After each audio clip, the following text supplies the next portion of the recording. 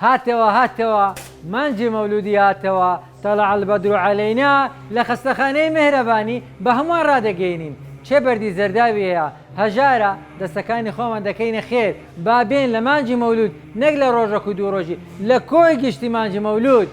نەشتەرگەریەکان مافی دکتۆر درێری مافی جەڕاحی دەکەینە خێر و سەڵاوات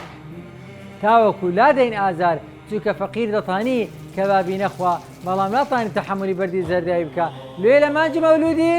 طلع البدر علينا دەرێنەوە بەیەکەوە دێن خزمەتی نەخۆش ئاژارەکان دەکەین بەیەکەوە دوو پەنجەی فێری خەڵکی دەکەینەوە و گەراجەکەی دروست دەکەین بە پشتیوانی خوای گەورە داهاتەکەی دەدەینە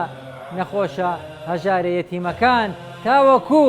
سەروەت و سامان لە بۆ یەتیمەکان زیاد بکەین لە جیاتی بابی مردیان دێن کاسبی دەکەین بەیەکەوە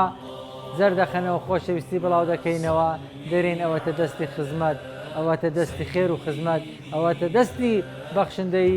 مهرەبانی بەردەوامە الحەمدلله تەوفیقاتی رب العالمین میهرەبانی دڵسۆزی و لێزانی